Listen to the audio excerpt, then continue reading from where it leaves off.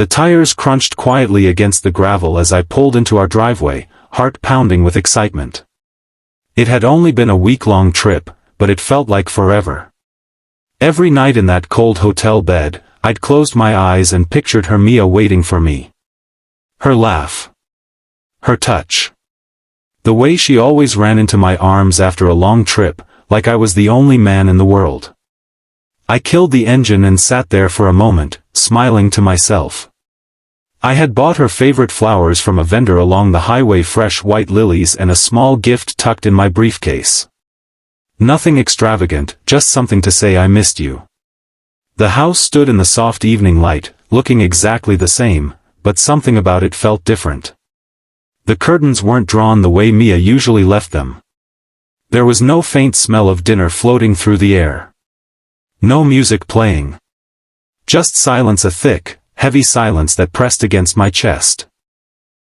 I stepped inside quietly, the front door clicking softly behind me. "Baby?" I called out, my voice low but hopeful. No answer.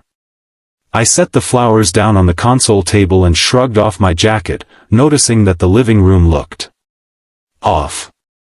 Pillows tossed around. A wine glass on the floor. A heel lying crooked near the couch. My stomach twisted, a sudden knot of anxiety forming.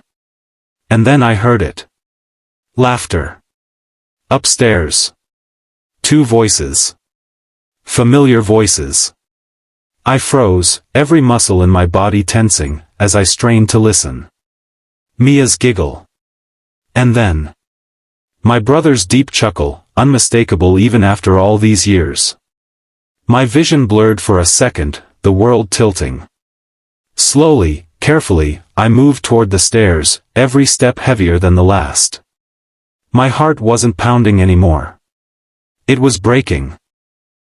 My hand gripped the banister so tightly my knuckles whitened. Each step felt like a mountain as I climbed the stairs. The laughter grew louder, more intimate. More brutal. The hallway stretched before me like a dark tunnel, and at the very end, the door to our bedroom, our sacred space, was slightly ajar.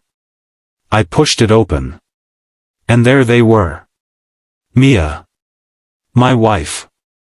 Wrapped in the sheets of our bed. And beside her, laughing, shirtless, my own brother, Jason. For a moment, my brain refused to process it.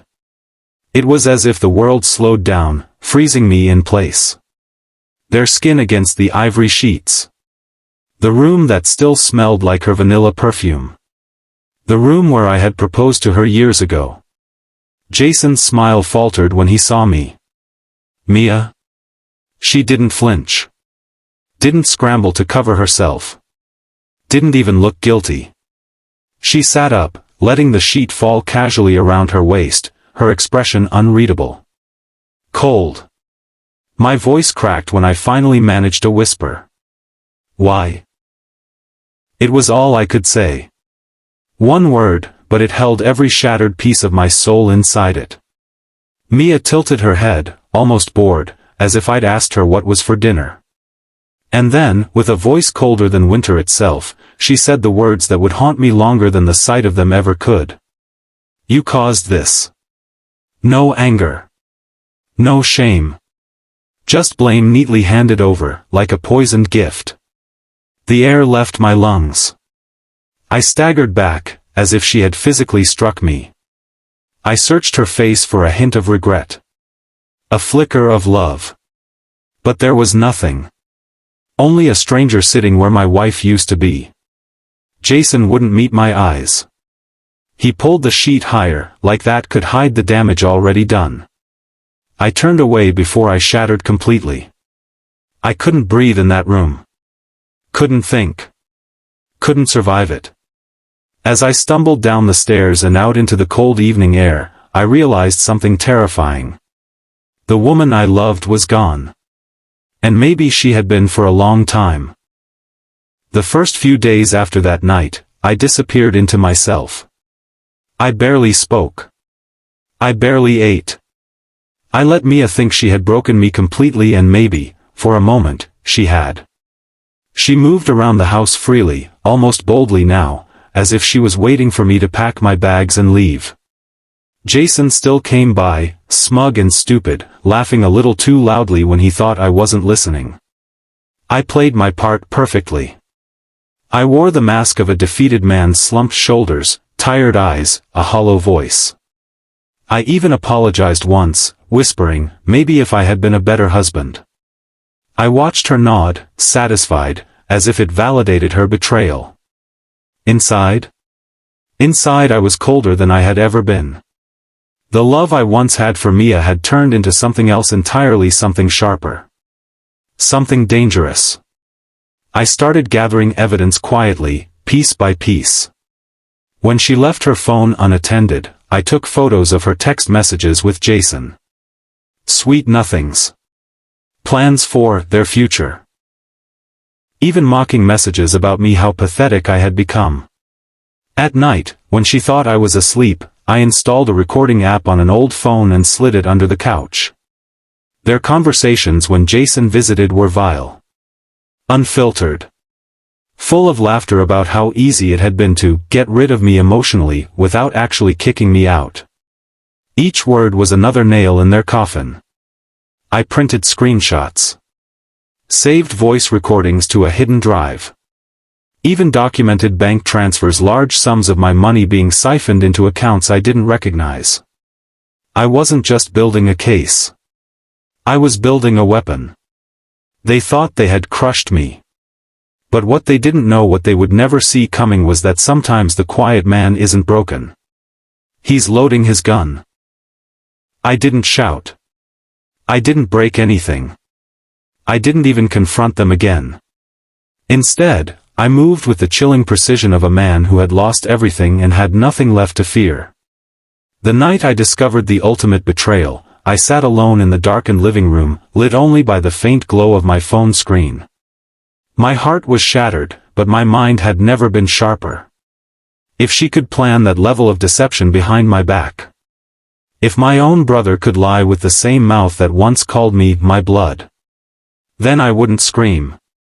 I wouldn't beg. I would outthink them. Every text. Every voicemail. Every video snippet. Every receipt from secret hotel stays. As painful as it was, I collected it all without hesitation. Evidence was power, and this time, I wasn't fighting fair. Late into the night, I uploaded copies to a secure folder, and I hired a private investigator just to catch anything I might have missed. No mistakes. No second chances. The next morning, I called the bank. Polite. Calm. Deceptively cheerful.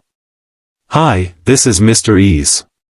I need to update my account settings. Urgent matter. I had already anticipated every loophole. I froze the joint savings account immediately under the claim of suspicious activity. I revoked her access to all my credit cards. I contacted the company lawyer and began transferring all shared assets, the cars, the second house, the stocks under my sole ownership, or into immediate liquidation. Quiet. Legal. Irrevocable. By the time she and my brother realized what was happening, it was far too late. 2 days later, once the evidence folder was full, I sent it out. Not with rage. But with chilling, detached grace. To her parents. To my parents. To our friends. To her colleagues. To my business associates. For your awareness. In case you wondered why certain relationships are ending. No messy explanations. No dramatic accusations. Just facts. And facts are unforgiving.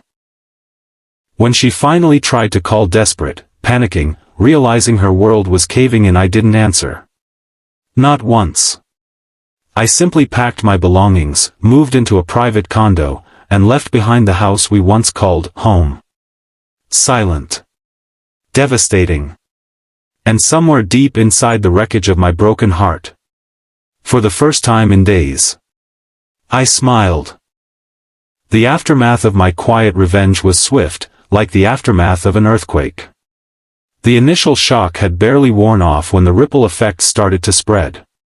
It began with whispers. It always does. The thing about a secret is that once it's exposed, it doesn't stay hidden for long. Within hours of my strategic email, the ripple of truth traveled faster than I could have imagined. At first, it was just family. The calls started coming in from distant cousins, from aunts and uncles who once adored my wife, who had once been eager to shake my brother's hand.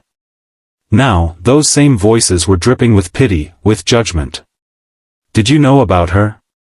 Can you believe what they did? How could he do this to you? How could she? My phone buzzed relentlessly, a barrage of screenshots from friends, family, even colleagues who had received the damning evidence. My brother, the one who had always been seen as a loyal, trustworthy man, was the first to feel the weight of the fallout. His job was in jeopardy. The CEO, a longtime family friend, called him into the office. The words weren't spoken directly, they didn't need to be. The icy distance in their tone was enough. You'll need to take some time off, they said. You understand. Within a week, his reputation crumbled. No one wanted to work with him anymore. Friends distanced themselves, too ashamed to be associated with him. His pride, once towering, now shattered under the weight of his actions. The connections he had once made so easily disappeared like dust in the wind. His job was the first casualty, but it wasn't the last. I watched, distant but observant, as he lost everything he had so carelessly destroyed. If there was anyone more hurt than my brother, it was Mia. Her once thriving business started to fall apart as soon as the whispers began. Women who had once sought her out for her tailoring started to avoid her. The business she had built from nothing became a ghost town. Her closest friends began to look at her with pity and judgment. At first, they tried to comfort her, but soon the truth could no longer be ignored.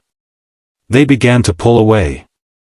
Her social media was flooded with messages of disbelief, some kind, many cruel. She tried to defend herself, but no one was listening. One afternoon, a former close friend came into her boutique, eyes full of judgment.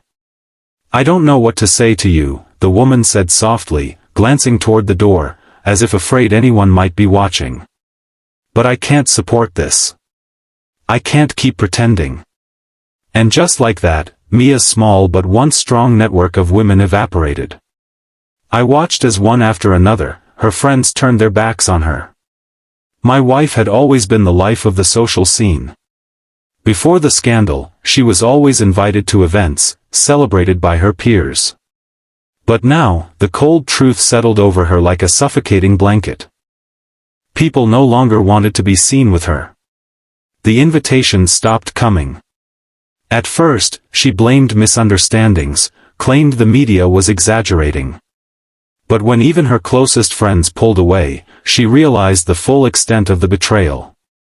Her face flushed with humiliation every time she walked through a public space, whispers, judgmental stares, doors closing in her face. Even family gatherings, once joyful, became suffocating, filled with awkward silence, pitying glances, and tense conversations. Her own parents, who had once loved her deeply, now barely knew what to say. You did this to me, she whispered bitterly under her breath, again and again, trying to convince herself of the lie she had been telling for years. Amid the chaos, I moved on. I hadn't just built a new life, I had built it stronger. The legal proceedings were handled smoothly, I had protected my assets, secured my future. As my brother's reputation crumbled, and Mia's business shut its doors, I walked through the wreckage, calm and untouched. I had no reason to gloat, no need to shout from the rooftops. I had already won. The price of betrayal had been steep, but it wasn't my downfall to face. It was theirs. I stood there, at the threshold of my home, the place where it all began. The walls that once echoed with laughter and warmth now felt empty, distant. The house felt colder than ever, haunted by the memories of the man I used to be. The man they had betrayed. I had arranged to meet them here. My brother had called, desperate, pleading for a chance to talk. Mia, too, wanted to explain herself, to beg for forgiveness. But I didn't need their explanations. I didn't need their apologies. I had already come to terms with everything. I was done. As I walked into the room, my heart wasn't racing. My breath didn't falter. I had no more anger. There was nothing left to fight for. I was calm, too calm. A feeling of power surged within me, and I knew, deep down, that I was standing tall in a way I had never done before. They both looked at me, MIA, pale and exhausted, and my brother, his eyes full of guilt, shame, and regret. But I wasn't here to feel sorry for them. I wasn't here to comfort them. I was here for myself, to take the final step toward my freedom. My brother spoke first, his voice shaking with desperation. Chuka. I know I've wronged you. I've made mistakes. But can we fix this? We're family. We can make things right. Mia's voice was quieter, almost trembling as she added, Chuka, please, I never meant for it to go this far. Please forgive me. I don't want to lose everything. But I didn't rush to respond. I didn't need to. I stood there in silence, letting the weight of my composure sink in. I was no longer the man they had known. The man who would bend, sacrifice, and make excuses for them. That person no longer existed. Finally, I spoke. My voice was calm, steady, and deliberate. I didn't need to raise it. I didn't need to scream or shout. The truth would hit them harder this way. I don't need your apologies, I said, my voice cutting through the air like a blade. What you did wasn't about me. It was about your own choices. And I've come to realize something: my worth is not tied to you. It never was. I watched their faces change as my words sank in. Mia's eyes watered, her lips trembling. But I didn't feel pity. I didn't feel anything for them. I had long since moved on. You both think you destroyed me. But you didn't. You only showed me what I had been blind to. You're not part of my life anymore. And you never will be again. There was nothing more to say. They could plead, they could apologize, but it wouldn't change anything. I had let go of the hurt, and I had already won. I wasn't going to let them drag me down any longer. I turned toward the door, taking a moment to breathe deeply before grabbing the handle. The finality of the moment wasn't lost on me. This was at the end of this chapter in my life. The end of the betrayal. The end of everything they had taken from me. Before I left, I spoke one final time, my words soft but powerful. I know who I am now. And I'm worth more than both of you. I didn't wait for a response. I didn't need to hear anything more. I was already walking away, my footsteps echoing in the silence of the room. As I stepped outside, I felt a wave of relief wash over me. The weight of the past, the burden of their betrayal, had been lifted. I didn't feel anger. I didn't feel sadness. I felt peace. I took a deep breath, and a small smile tugged at the corner of my lips. It wasn't a smile of victory, not exactly. It was a smile of freedom. The freedom I had earned through every painful step. The freedom I had worked for, fought for, and now finally had. I didn't need them anymore. I didn't need to look back. My life, my future, was mine to shape. And I was no longer bound by their lies and deceit. As I walked away, not looking back, I knew in that moment that I had found something far more valuable than any apology or excuse they could offer. I had found my peace. It's funny how life works. A few months ago, I thought my world had ended. I thought I would never breathe without feeling the weight of betrayal pressing against my chest. I thought I was broken beyond repair. But standing here now, staring at the keys in my hand, the keys to my new house, I realized something: I didn't break. I didn't fall apart. I didn't stay buried under the rubble they left behind. I rebuilt. I grew. The house wasn't massive or flashy. It didn't have to be. It was mine. A beautiful, cozy place on the edge of the city. Sunlight streamed through the wide windows, touching every corner with a warm golden glow. The floors gleamed, the walls smelled fresh with new paint, and the garden out front had bright yellow hibiscus flowers, a reminder to myself that life can bloom again, even after the worst storms. I remember walking through each room that first night, running my fingers along the walls, whispering promises to myself. This is your space now, Chuka. Your sanctuary. Your fresh start. And then there was my car, a smooth black SUV that purred like a lion. I had worked hard for it, every penny earned through blood, sweat, and an unbreakable spirit. As I slid into the driver's seat for the first time, I grinned wide, feeling like a king reclaiming his throne. It wasn't about the money. It wasn't about showing off. It was about freedom. The freedom to choose my path now.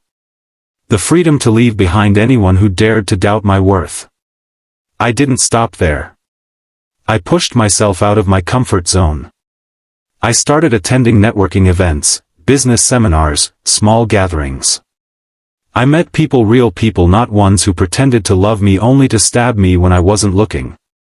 New friends entered my life, some older, some younger, all carrying stories of their own scars and survivals. We bonded not over perfection, but over resilience. Over hope. Over the belief that the best days are never behind you. They're always ahead if you dare to reach for them. One evening, at a local art exhibit, I met her Neka. I wasn't looking for anything serious. Healing comes first. But there was something about her, a softness in her smile, a light in her eyes that didn't demand anything from me, only offered warmth. We talked for hours that night about dreams, mistakes, second chances. And for the first time in what felt like forever, I laughed. A real laugh. Not the kind you fake for appearances. A laugh that came from deep inside, from a place that had been locked away for too long. Maybe, just maybe, the universe wasn't done with me yet. Maybe the story wasn't ending. Maybe it was just beginning. One night, I stood outside my house, the stars winking down at me from a velvet sky. The cool breeze touched my skin, and I closed my eyes, taking a deep breath of the clean, new air that filled my lungs. I thought about the past, the betrayal, the heartache, the nights I couldn't even recognize myself in the mirror. And then I thought about now, about the man I had become. Stronger. Wiser. Unbreakable. I smiled to myself, a smile not of bitterness, but of triumph. And I whispered the words that now defined my journey. You thought you buried me. But I was a seed.